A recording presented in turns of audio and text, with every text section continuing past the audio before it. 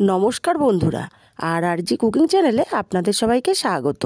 আজ নিয়ে হাজির হলাম চষি পায়েস রেসিপি নিয়ে। তো চলুন শুরু করা যাক।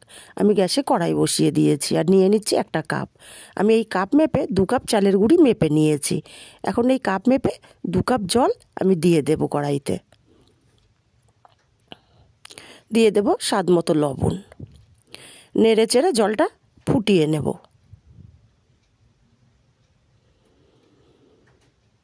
জলটা ফুটতে শুরু করেছে, চালের গুঁড়িগুলো দিয়ে দিলাম। গ্যাসটা অফ করে দিয়েছি। নেড়ে চেড়ে ভালো করে মিশিয়ে কাই তুলে নেব। ভালো করে নেড়ে চেড়ে দলাটা দেখুন হয়ে এসছে। এবার ঢাকা দিয়ে দেবো এই গরম অবস্থায় 5 মিনিটের জন্য। 5 মিনিট পরে ঢাকাটা খুলে নিলাম। এবার খুব ভালো করে নেড়ে চেড়ে মিশিয়ে নেব।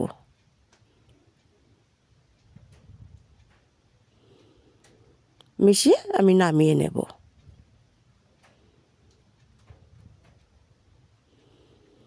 একটু হালকা ঠান্ডা হয়ে গেলে আমি এটা মেখে নেব, যেন হাত দিয়ে ধরা যায় সেই অবস্থাতেই।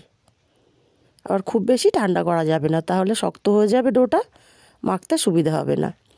খুব ভালো করে মেখে নিয়েছি আর এরকম একটা সফট ডো তৈরি হয়ে গেছে। এবার এর থেকে আমি চষিগুলো কেটে নেব। আপনারা চাইলে এরকম কাঁচির সাহায্যে কেটে নিতে পারেন, তবে কাঁচি দিয়ে কাটলে আমার কাছে সুন্দর লাগে না দেখতে। হাত দিয়ে তৈরি করলেই সুন্দর লাগে। আমি হাত দিয়েই তৈরি করব। তার আগে আপনাদেরকে দেখিয়ে দিচ্ছি কাঁচি দিয়েও কাটা যায় চষিগুলো। আমি কয়েকটা কেটে দেখিয়ে দিলাম। এখন এইগুলো আমি হাত দিয়ে সুন্দর করে নেব পাকিয়ে। হাত দিয়ে পাকালে যেমন সুন্দর হয়, 2 মাথা সরু মাঝখানটা মোটা, দেখতে সুন্দর লাগে। তারপরে আমি দেখিয়ে দিচ্ছি। আমি অল্প একটু একটু করে নেব আর হাত দিয়ে ঘষে ঘষে তৈরি করে নেব। আর আমি একইভাবে সব চষিগুলো রেডি করে নিয়েছি। চষিগুলো আমার রেডি হয়ে গেছে।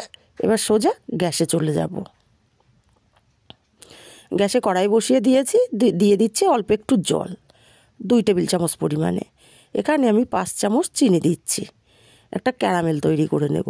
আর ক্যারামেল তৈরি করে যে কোনো পায়েস রান্না করলে কিন্তু টেস্টটা দ্বিগুণ হয়। চিনিটা হালকা নেড়ে চেড়ে নেব। কালারটা চেঞ্জ হতে শুরু করেছে, আমি আরেকটু কালার করে নেব। আর পারফেক্ট কালার কিন্তু চলে এসছে।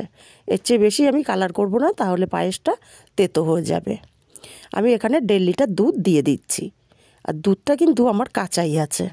আর দুধটা দেওয়ার কারণে ক্যারামেলটা শক্ত হয়ে গেছে, ভয় পাওয়ার কারণ নেই। দুধটা গরম হলে ক্যারামেলটা গলতে শুরু করবে।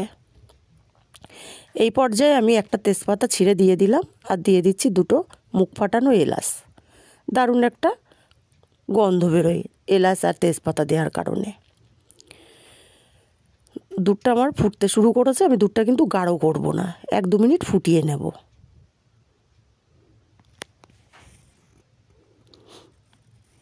দুধটা আমি 2 মিনিট ফুটিয়ে নিয়েছি। এখন এখানটায় দিয়ে দেবো আমি 1 কাপ চিনি। মিষ্টির কথাটা কি বলবো, মিষ্টিটা যে যার স্বাদ অনুযায়ী দেবেন। চিনিটা দিয়েও আমি আরও 2 মিনিট ফুটিয়ে নেব।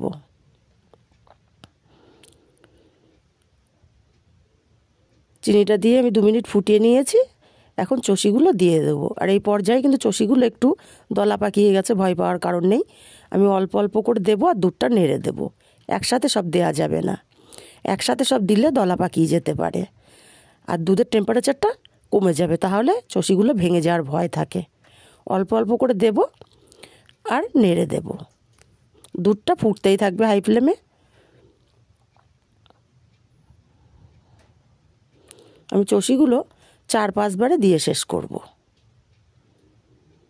আমার কিন্তু একটা চষিও ভাঙবে না এখানে। আমি আবারও কিছুটা চষি দিয়ে দেব।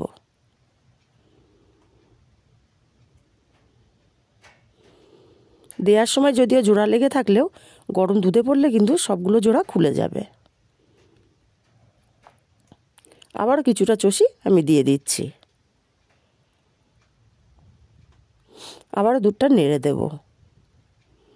আর চষিগুলো দিয়ে আমি দুধটা মিনিট 5 ফুটিয়ে নেব।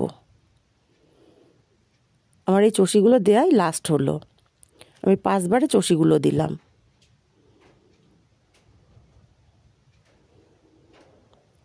দেখুন এই যে চষিগুলো আস্তে আস্তে কিন্তু ছাড়িয়ে যাচ্ছে, যেগুলো জমাট বেঁধেছিল।